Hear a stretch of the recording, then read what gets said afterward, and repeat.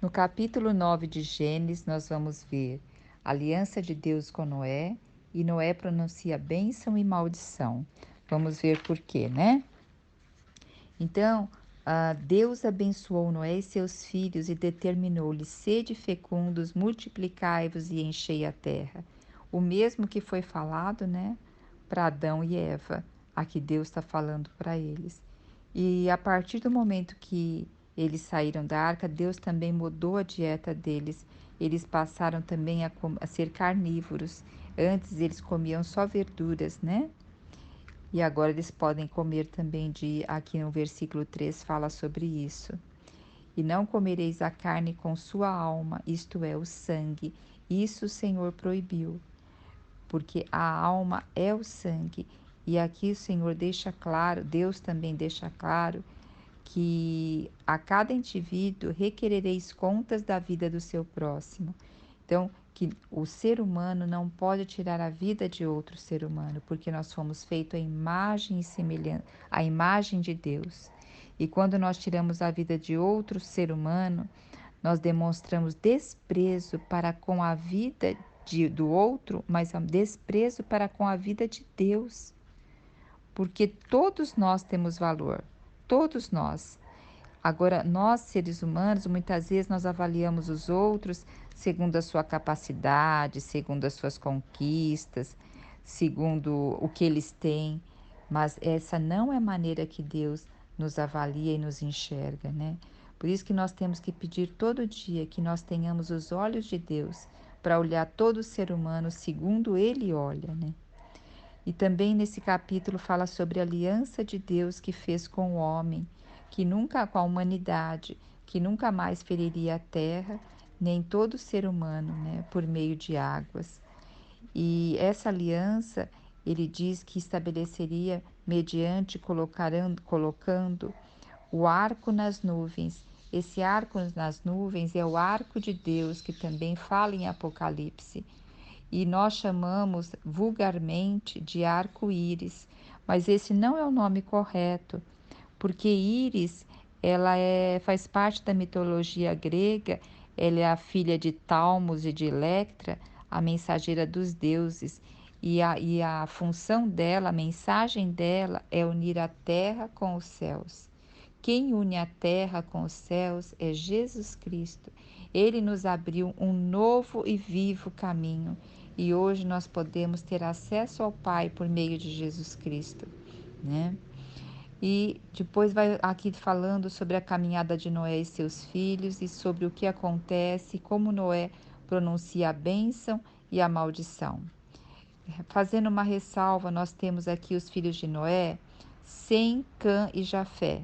O primogênito é Sem, que vem os semitas, que dos semitas vem o povo de Israel. Cã é o filho do meio, não é o filho mais novo. Jafé que é o filho mais jovem, tá bom? E de Cã, ele é o pai de Canaã, que vem os cananeus.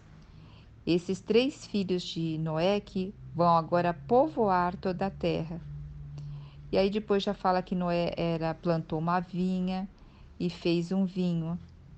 E ele tomou exageradamente e embriagou-se. A embriaguez tira a sobriedade, tira o limite da moral, deixa a pessoa solta, né? E ele ficou que dentro da sua tenda ele se despiu. E Cã, pai de Canaã, você vê que sempre quando vai falar Cã, fala Cã, pai de Canaã, notou que seu pai estava nu. E o que ele fez? Em vez de ele cobrir a nudez do pai, ele foi lá e contou aos seus dois irmãos. Então aqui tem um princípio muito sério, que nós temos que cobrir as falhas uns dos outros. Nós temos que não existe a fofoca, né? A fofoca é o que? Expor o que aconteceu na vida do outro. E engraçado que, em geral, se a gente observar as nossas conversas uns com os outros, geralmente nós estamos falando da vida alheia. Essas coisas não edificam, pelo contrário, essas coisas não trazem a mão de Deus abençoadora sobre nós. Que nós possamos rever o nosso falar, né? E quando nós percebemos que alguém está numa situação como a de Noé, nós devemos cobrir a sua nudez no sentido de ajudá-la, no sentido de orar por ela, no sentido de estar próxima para ajudá-la e não expor a sua nudez, né? E aí eles contaram para Sem e Jafé, e o que Sem e Jafé fizeram? Eles tomaram uma capa e andando de costas para não verem a nudez do pai, para não verem a nudez do pai, eles cobriram o pai. Então, eles não queriam saber da fofoca, eles não queriam saber do que aconteceu. Eles foram lá para cobrir. Muitas vezes, quando a gente ouve algo, a gente fica com os nossos ouvidos mais aguçados ainda, querendo saber mais detalhes.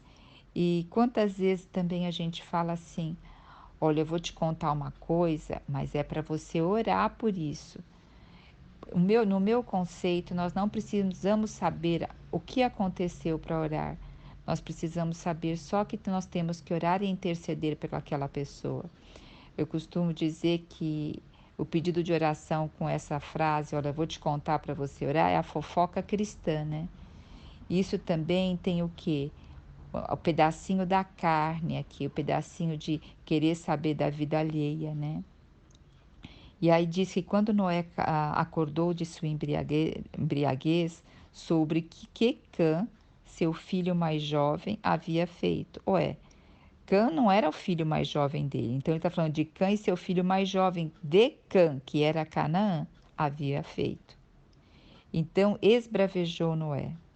E aí o que ele fez? Amaldiçoou Canaã, dizendo que Canaã seria escravo de escravos, será para seus irmãos. Quer dizer, seria escravo de Sem e Jafé, das terras que fossem de Sem e Jafé, Canaã seria escravo. E aí ele deu bênção a Sem, e bendito seja o Senhor, o Deus de Sem, e seja Canaã seu escravo.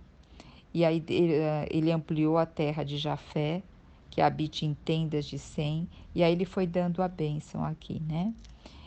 E aqui vai dizer quantos anos viveu Noé. Noé viveu 950 anos.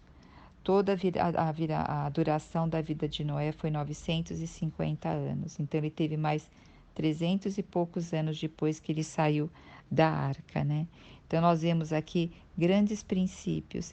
Princípio que todo ser humano é feito à imagem de Deus e que vai se prestar conta, porque quando eu desprezo um ser humano, eu estou desprezando a imagem de Deus. Todos nós temos valor, não pela nossa capacidade, pelos nossos bens, pelos estudos. Nós temos valor porque nós somos a imagem de Deus. E também o arco é o arco da aliança de Deus para conosco, é o arco de Deus, né? E também o outro princípio aqui é o princípio de cobrir a nudez um dos outros e não expor.